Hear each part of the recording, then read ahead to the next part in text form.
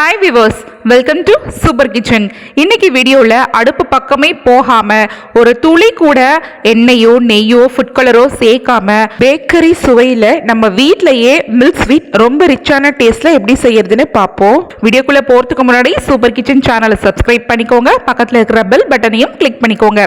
வாங்க இந்த milk sweet எப்படி செய்யறதுன்னு வீடியோக்குள்ளே போய் பார்க்கலாம். ஃபர்ஸ்ட் இதை செய்யறதுக்கு ஒரு மிக்ஸி ஜாரில் 5 டேபிள் ஸ்பூன் அளவுக்கு சர்க்கரையை சேர்த்துட்டு நல்லா ஃபைனாக இது போல் பொடிச்சு ஒரு ஓரமாக எடுத்து வச்சுக்கோங்க. அடுத்ததாக ஒரு பெரிய அகலமான பாத்திரத்தில் 1 கப் அளவுக்கு பன்னீரை மெஷர் பண்ணிவிட்டு சேர்த்துக்கோங்க. நான் பார்த்தீங்கன்னா கடையில் விற்கிற பன்னீரை தான் வாங்கி இந்த ஸ்வீட் செய்யறதுக்கு பயன்படுத்தியிருக்கேங்க. முதல்ல பன்னீரை வாங்கிட்டு சின்ன சின்னதாக கட் பண்ணிவிட்டு கையால் நல்லா உதுத்துக்கோங்க. அதுக்கப்புறமா மெஷர் கப்பால் 1 கப் அளவுக்கு மெஷர் பண்ணிவிட்டு பாத்திரத்தில் சேர்த்துக்கோங்க.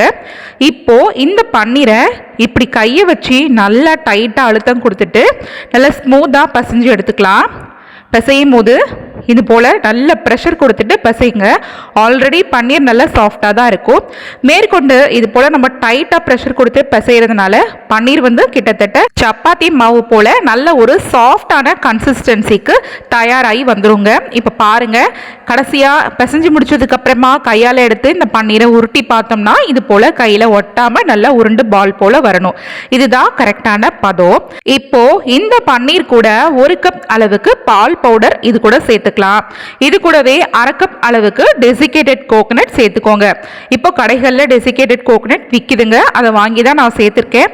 அடுத்ததாக நம்ம ஆல்ரெடி பொடிச்சு வச்சுருந்தோம்ல சர்க்கரை பொடி, அதையும் இது கூட சேர்த்துட்டு வாசத்துக்காக 1/4 டீஸ்பூன் அளவுக்கு ஏலக்காய் பொடி இதில் சேர்த்துக்கோங்க. சேர்த்ததுக்கு அப்புறமா நல்லா எல்லா பொருட்களையும் ஒன்னோட ஒன்று மிக்ஸ் ஆகிறது போல் கலந்து விட்டுக்கோங்க.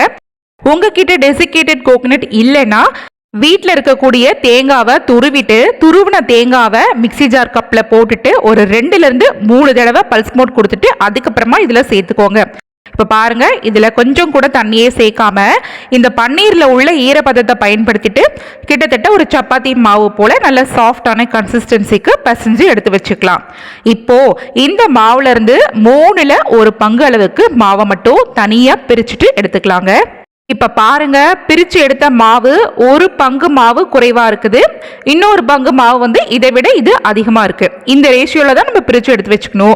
இப்போ அதிகமாக இருக்கிற மாவை எடுத்து ஒரு உரமாக வச்சுக்கலாம். இப்போ குறைவாக இருக்கிற மாவில் 1 டேபிள் ஸ்பூன் அளவுக்கு ஃபைனாக க்ரஷ் பண்ண பாதாம், அதே மாதிரி க்ரஷ் பண்ண பிஸ்தா, கூடவே ஒரு 2 பிஞ்ச் அளவுக்கு மஞ்சள் பொடி சேர்த்துக்கிறேன். நான் இதில் ஃபுட் கலர் சேர்க்கலைங்க, சாதாரணமாக சமையலுக்கு யூஸ் பண்ணக்கூடிய மஞ்சள் பொடி தான் சேர்த்துருக்கேன்.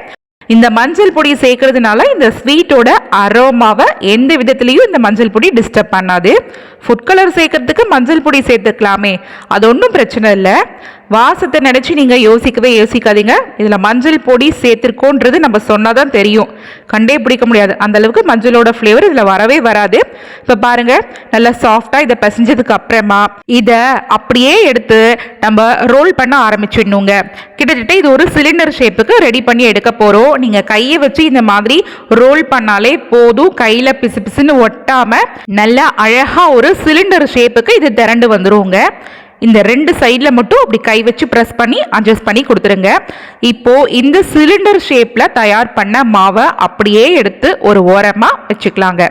அடுத்ததாக ஒரு பட்டர் ஷீட்டில் மஞ்சள் பொடி சேர்க்காம மாவை எடுத்து வச்சுருந்தோம்ல, அந்த மாவை எடுத்து ஷீட் மேலே வச்சுட்டு இது போல் கையால் நல்லா அழுத்தி விடுங்க. அழுத்தி விட்டதுக்கு அப்புறமா சுற்றி இருக்கிற கிராக்ஸையும் நல்லா ஒதுக்கி விட்டுட்டு அட்ஜஸ்ட் பண்ணிக்கோங்க. இப்போ ஒரு சப்பாத்தி ரோலர் வச்சு மேலே இது போல தேய்ச்சி கொடுத்தீங்கன்னா கொஞ்சம் நெஞ்சம் இருக்கிற கிராக்ஸும் மறைஞ்சிட்டு நல்லா சாஃப்டா ஸ்மூத்தா சமனாயிடுங்க. இப்போ சென்டரா ஆல்ரெடி சிலிண்டர் ஷேப்ல செஞ்சு வச்சிருந்தோம்ல, அந்த மாவை எடுத்துட்டு நடுவில் வச்சுக்கோங்க. இப்போ ஒரு சைடு பட்டர் ஷீட்டை தூக்கி இந்த சிலிண்டர் ஷேப்ல மேலே அழகா வச்சுட்டு நல்லா கையை வச்சு ப்ரெஸ் பண்ணி விட்டுட்டு இந்த பட்டர் ஷீட்டை எடுத்துருங்க. அதே போல மறு சைடு, அதாவது இன்னொரு சைடும் இருக்கிற இந்த பட்டர் ஷீட்டை தூக்கி மறுபடியும் இந்த சிலிண்டர் ஷேப் மேலே வச்சுட்டு நல்லா கையால் ப்ரெஸ் பண்ணிவிட்டு இந்த பட்டர் ஷீட்டை ரிமூவ் பண்ணிவிடுங்க. இப்போது 2 சைட்லேயும் கை வச்சு இந்த ஜாயிண்டெல்லாம் நல்லா அட்ஜஸ்ட் பண்ணி விட்டுருங்க. அதே சமயம் கிராக்ஸ் இருந்தாலும் நல்லா ப்ரெஸ் பண்ணி அட்ஜஸ்ட் பண்ணி முடிச்சதுக்கு அப்புறமா இந்த பட்டர் ஷீட்டால் இந்த ஸ்வீட்டை இப்போ நம்ம ரேப் பண்ண போகிறோம். ரேப் பண்ணும்போது நல்லா டைட்டாக ரேப் பண்ணுங்க. நீங்கள் லூஸாக ரேப் பண்ணிங்கன்னா அப்புறம் ஷேப் மாறிடும். வரும். எந்த அளவுக்கு நீங்க டைட்டா ரேப் பண்றீங்களோ அந்த அளவுக்கு ஸ்வீட்டோட ஷேப் ரொம்ப பர்ஃபெக்டா வருங்க. இப்போ ரெடியான இந்த ஸ்வீட்டை ஃப்ரீசர்ல ஒரு 5 நிமிஷத்துக்கு வச்சு எடுத்துட்டு வந்துடுறேன். 5 நிமிஷம் முடிஞ்சதுக்கு அப்புறமா ஃப்ரீசர்ல இருந்து ஸ்வீட்டை வெளியில எடுத்தாச்சுங்க. இப்போ இந்த ஸ்வீட்ல இருக்கிற பட்டர் ஷீட்டை ரிமூவ் பண்ணி எடுத்துருவோம். நீங்க கடையில வாங்கக்கூடிய ஸ்வீட் போல இதோட அப்பியரன்ஸ் இருக்கணும் அப்படின்னு நினைச்சீங்கன்னா சில்வர் ஃபாயில் இருந்ததுன்னா இந்த ஸ்வீட் மேல அப்ளை பண்ணிக்கோங்க. இருந்தா அப்ளை பண்ணிக்கோங்க, இல்லைன்னா தவிர்த்துக்கோங்க. இது ரொம்ப கண்டிப்பா செய்யணுன்றது கிடையாதுங்க. இப்போ நான் சில்வர் ஃபாயில் அப்ளை பண்ணதுக்கு அப்புறமா இந்த ஸ்வீட்டை சின்ன சின்ன பீசஸா கட் பண்ணிக்கிறேங்க. பாருங்க, கட் பண்ணும் போது எந்த அளவுக்கு நல்லா ஸ்வீட் சாஃப்டா கட் ஆகுதுன்னு. இந்த ஸ்வீட்டை நீங்க மேற்கொண்டு அலங்கரிக்கணும்னு நினைச்சீங்கன்னா ரோஸ் பெட்டல்ஸை குட்டி குட்டியா கட் பண்ணிட்டு இது மேல தூவி விட்டுக்கோங்க. இப்ப பாருங்க, பேக்கரிகள்ல கிடைக்கக்கூடிய ரொம்ப ரிச்சான ரொம்ப ராயலான டேஸ்ட்ல இருக்கக்கூடிய மில்க் ஸ்வீட்டை நம்ம வீட்லயே குறைவான நேரத்திலேயே செஞ்சிடலாங்க. நீங்களும் உங்க வீட்ல ட்ரை பண்ணி பாருங்க, ரொம்ப சூப்பரா இருக்கும். இந்த ஸ்வீட்டை வெளியிலேயே வச்சு ஒரு நாள் வரைக்கும் சாப்பிடலாம். ஃப்ரிட்ஜில் ஸ்டோர் பண்ணி வச்சு 2 ல இருந்து 3 நாள் வரைக்கும் சாப்பிடலாம். ஓகே, இந்த ஸ்வீட் ரெசிபி உங்களுக்கு பிடிச்சிருக்கும் நம்புறேன். பிடிச்சிருந்ததுன்னா லைக் பண்ணி கமெண்ட் பண்ணுங்க. வீடியோவை நிறைய ஃபார்வர்ட் பண்ணுங்க. தேங்க்யூ.